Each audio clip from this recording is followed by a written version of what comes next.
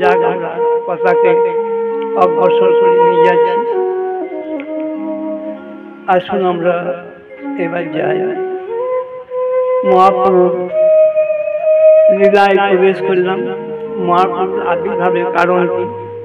তিনটে কারণ। শিবা প্রণয় মহিমা কীর্তি সংবানইবা সাধ্যনাথমুদির্ম কীর্তি সং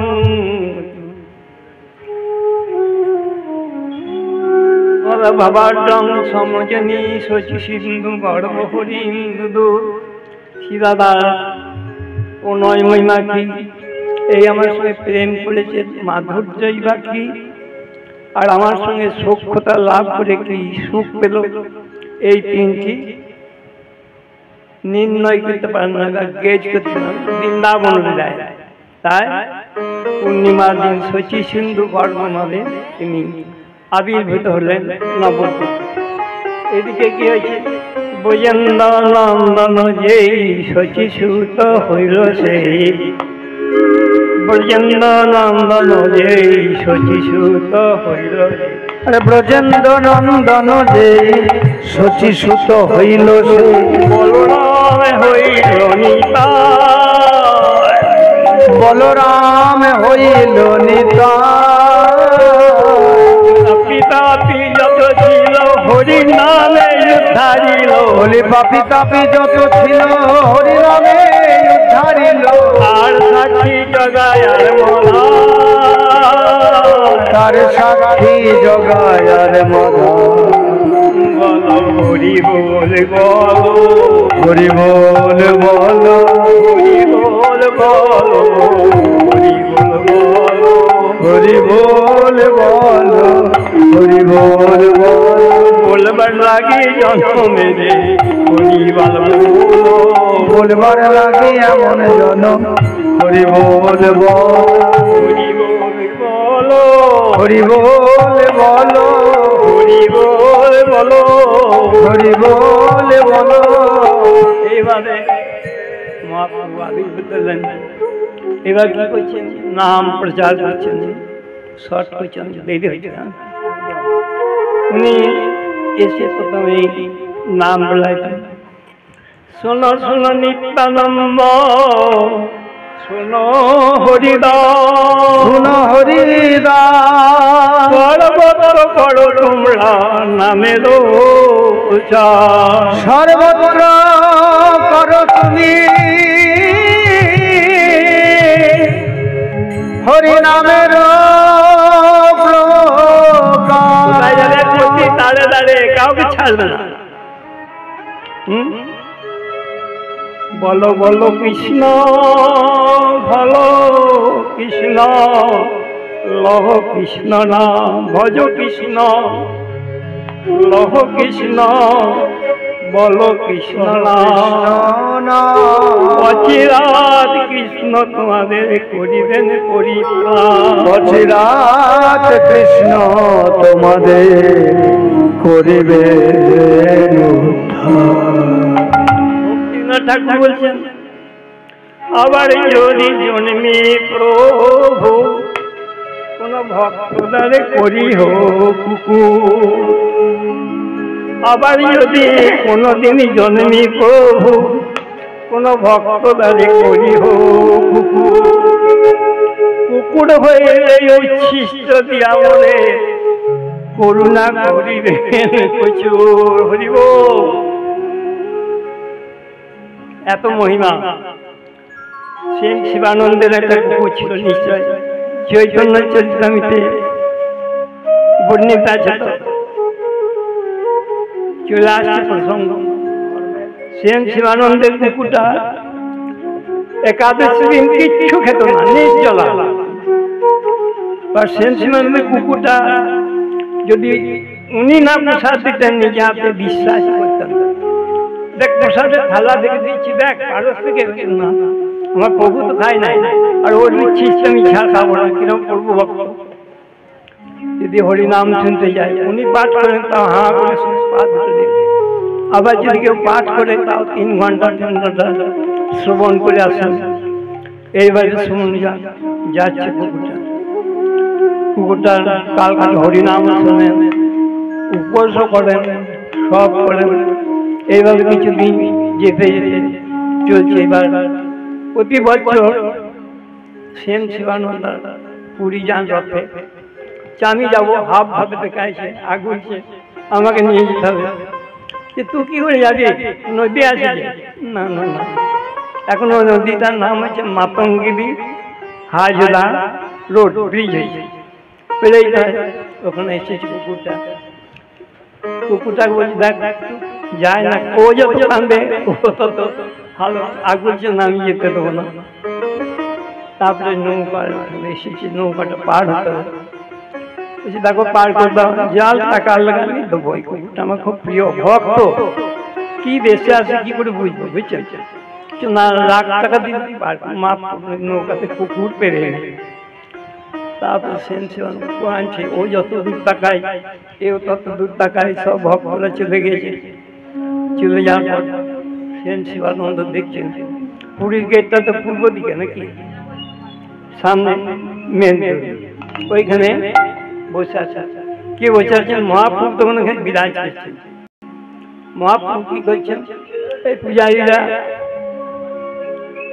নারকেলের দানা দিয়েছে, ওই নারকেল দানাটা খাচ্ছে।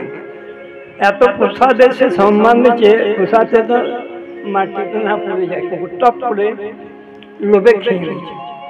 আবার মালপোয়া দিয়েছে, ওটাও খাচ্ছে। সেন শিবানন্দ ততক্ষণে পৌঁছে গেছেন।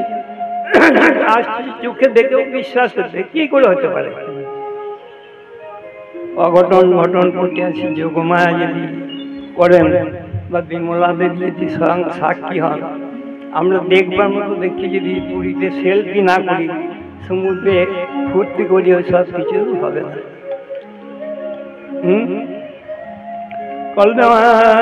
কলিন্দ তত বিপিন সংগত ধরিল, মুদাধি কমলা সর্বত জগন্নাথ স্বামী নয়ন পতগামী ভবত রে। জগন্নাথকে এইভাবে দেখলাম, হাত ছোট, এদের তো আবার কিছুই নাই, কিন্তু এত লোক কেন, এত লোকের ভক্তদের বারবার পুরী ঘুরে আসি, জয় জয়। তখন ওইখানে ইয়ে হয়, কেমন গান হয়েছে, জয় জয় জগন্নাথ সচিল নন্দ, জয় জয় জগন্নাথ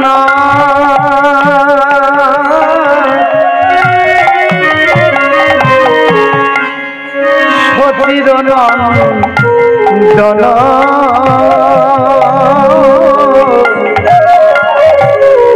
ত্রিভুবনে করে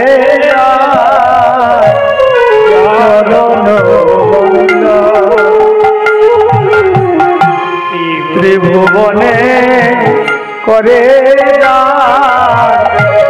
চরণ নীলা চলে শঙ্খ চক্র গদা পদ্ম আর নীলা চলে শঙ্খ চক্র গদা পদ্ম নদী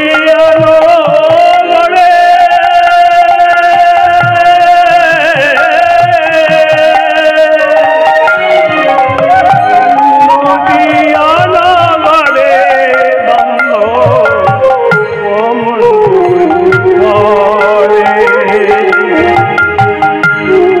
নীলাচলে শঙ্খ চক্র গদা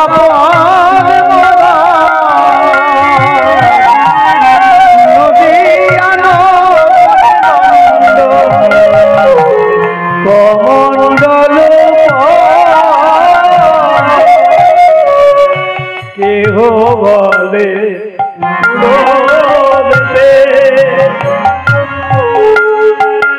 রাবণ বধিলা,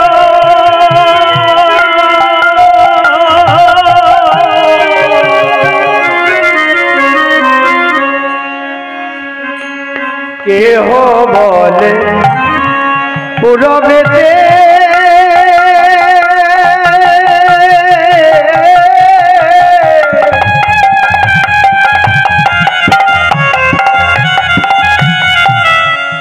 তুমি রাবণ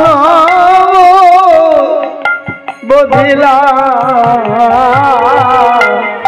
গোলকে বৈভব লীলা প্রকাশ করিলা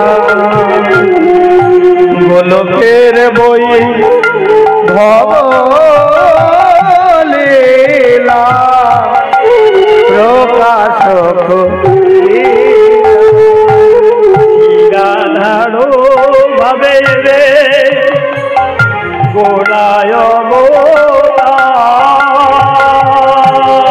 শ্রীরাধার ভাবে এবে গোড়ায় হরে কৃষ্ণ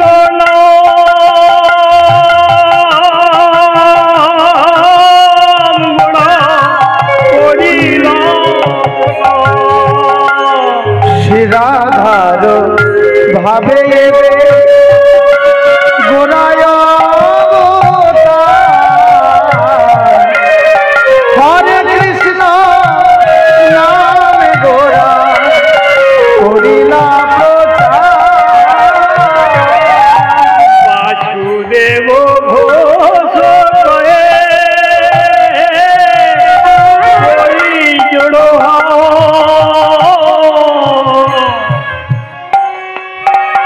বাসুদেব ঘোষে কহে করিল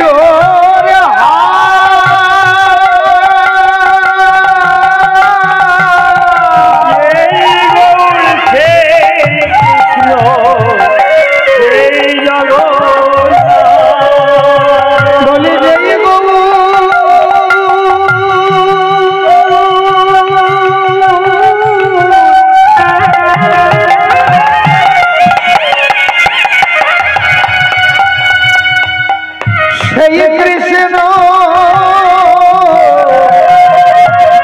সেই তো জগন্নাথ ওই ভেদ যেন করোনা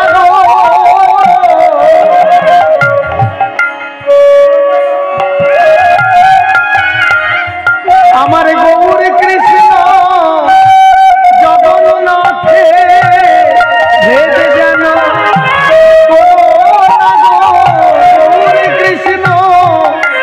জগন্নাথে ভেদ যেন করোনা গো যেই গৌর সেই কৃষ্ণ সেই তো জগন্নাথ। নরোত্তম ঠাকুরের পদ অতি সুন্দর। নরোত্তম ঠাকুর এসছেন মহাপ্রভু পরে। আমরা গোবিন্দকে ডাকি, যে কোনো উপাস্য দেবতাকে আমরা ডাকি, কালী হোক মনসা, কিন্তু নরোত্তম ঠাকুরকে ডাকছেন মহাপ্রভু স্বয়ং। অপ্রকট হলেন মহাপ্রভু। যাচারের নরোত্তম, নরোত্তম বাংলাদেশের বাড়ি, কয়েকশো বিঘে জমির মালিক, বাংলাদেশের জমিদার, একমাত্র পুত্র, আরো ভাই আছে। নর্তন কাকে ভাত দিলেন না? পদ্মা দেবীকে। এরপরে পদ্মা দেবী আসবে। পদ্মা দেবী উছলে উছলে উঠছে মহাপ্রভু দিকে।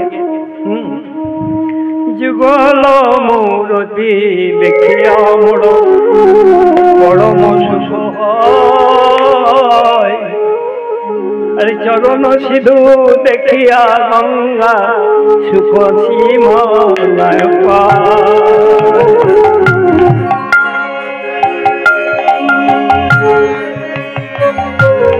চরণ সিধু দেখিয়া গঙ্গা সুখ সীমায় বলি সুখ সীমা নাহি পা যেদিন গৃহেতে ভজন দেখি, যেদিন গৃহেতে ভজন দেখি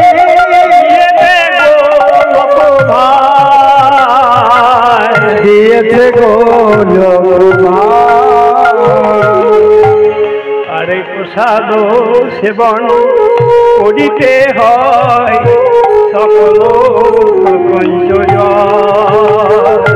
আরে প্রসাদ সেবন করিলে হয় সকল প্রপঞ্চ বলি তুলসী দেখি জুড়ায় প্রাণ মাধব শুনিতা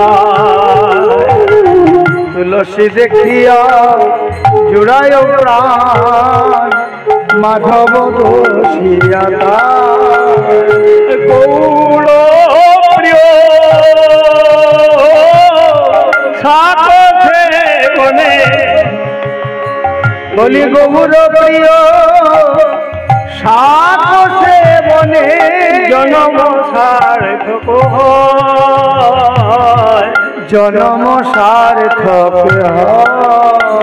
শ্রী ভগবতী বিনোদ কৃষ্ণ ভজনে অনুকূল পাইয়া বলে ভগবতী বিনোদ কৃষ্ণ ভজনে অনুকূল পাইয়া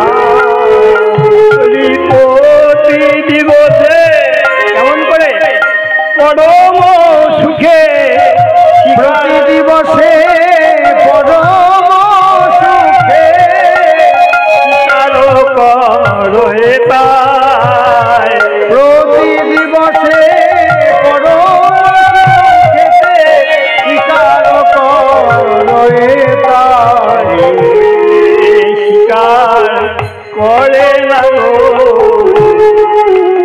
স্বীকার করে না তুলসীনাথ আর মহাপুরুষ শাক ছিল খুব প্রিয় প্রতিদিন শাক ছাড়ানি বসতেন না শুশুনি শাক খেলে সকলেই জানি ঘুম হবে হেঞ্চা শাক খেলে রক্ত পরিষ্কার হবে ব্রাহ্মী খেলে ব্রেন পরিষ্কার হবে প্রতিটি শাকের গৌরবের শাক সেবনী জনম সার্থক মানি আর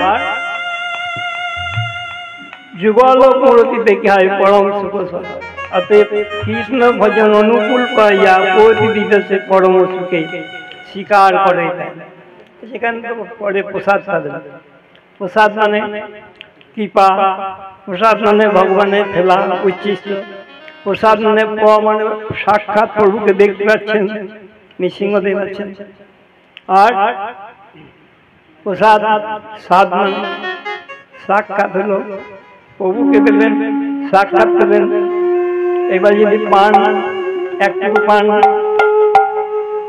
নারদকে চতুর্থকে কত দিয়ে নারদ চার ভাইকে দিয়েছিল দু টুকরো দাও আর ব্রহ্মার নারদ দেবর্ষি নারদকে কত দিয়েছে এক পিস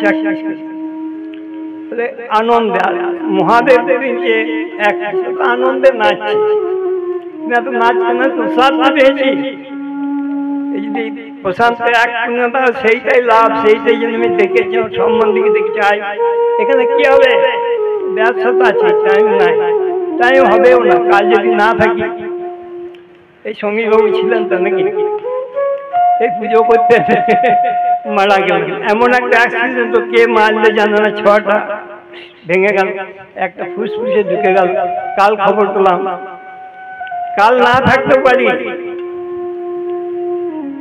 সাথে যদি কেটে যাই না যাবো না টাইমটা খানি বের করলাম সকলকে অনুরোধ করছি 1 ঘন্টা অন্তত করুন দিনান্তে যে কোনো গুরুর কাছে দীক্ষা দেন দীক্ষা না দিলে দীক্ষা শব্দের অর্থ দিব্যং জ্ঞানং যথা দদ্দাত উজ্জাতা পুষ্য সংখ্যয়ম তস্মাৎ বিক্রেতি সাপত্তই দেশিক ভক্তকেই বিধই কোনো ডিগ্রিধারী করে বুঝতে হবে না কিন্তু গুরুদেব মানে যা হোক বিচার করা চলে গুরুদেবে নরবুদ্ধি শালেগ্রামে শিলা বুদ্ধি পাদকে অম্বু বুদ্ধি আর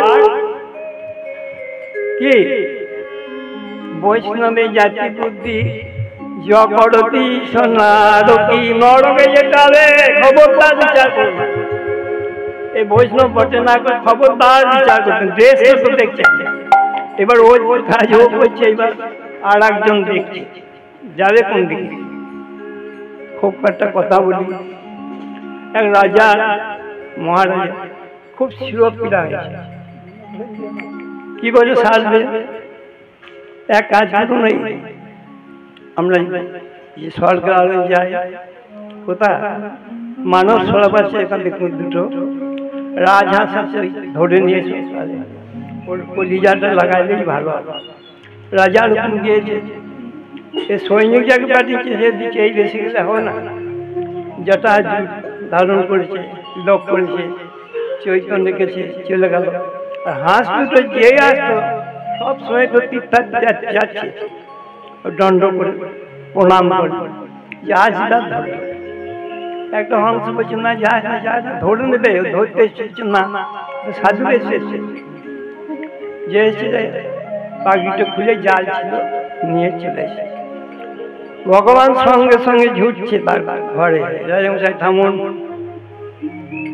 কে জানেন একজন মহৎ কেউ বটেন, যে স্থান পেয়েছে মানব সরোবরে, আপনি যেতে পেরেছেন? এখানে রগাচ্ছে না, এখানে ছেড়ে দেন, ছেড়ে দিয়েছে। এবার মানব সরোবরে এবার হাঁসটিকে, এটা গল্প নয়, মদের কার্য বিনা কোনো কার্য সিদ্ধি নয়, কৃষ্ণ ভক্তি দূরে গো সংসার না যায়। কৃষ্ণকে রাধায় লাগে কেন এসেছেন?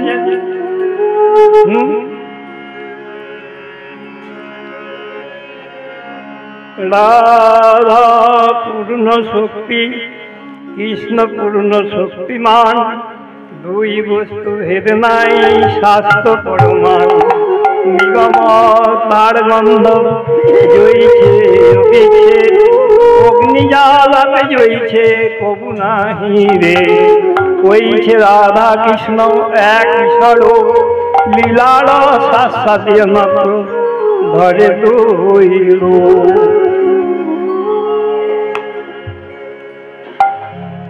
রাধা পূর্ণ শক্তি,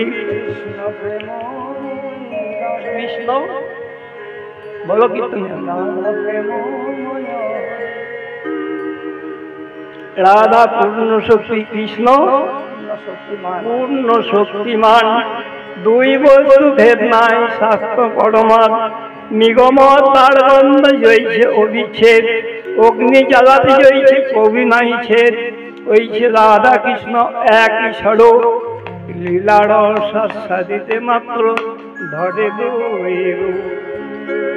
রাধা কোনো জনি সম্মত বলেন না, কেন? দর্পণাতে দেখি যদি আপন মাধুরী, রূপ মাধুরী, আস্বাদিতে লোক যায়, আস্বাদিতে নারী, আস্বাদিতে নারী। কৃষ্ণের বাম অঙ্গ থেকে একটা শক্তি বিচ্ছিন্ন করে, তিনি হচ্ছেন পরম আরাধ্য রাধা। এখানে কি করছেন? রাধা বা কৃষ্ণের কোনো সমাধি দেখছেন নাকি কোথাও? বৃন্দাবনে 5000-25টা ঠাকুর বাড়ি হয়েছে, আছে কোথাও? ভৌমলীলা করতে এসছেন, গোবিন্দা রাধা নেই, চলো মঠে যাবো, ধর্মলীলা করে আসি। আমি যাবো না, কেন যাবে না? যেখানে গিরিরাজ গোবর্ধন নাই, যেখানে যমুনা নাই, আর যেখানে বৈষ্ণবের পদধূলি নাই, আমি সেখানে যাবো। বেশ এগুলো নিয়ে যাই, যাবে যাবো। বিরজা হলো যমুনা নদী, আর গিরিরাজ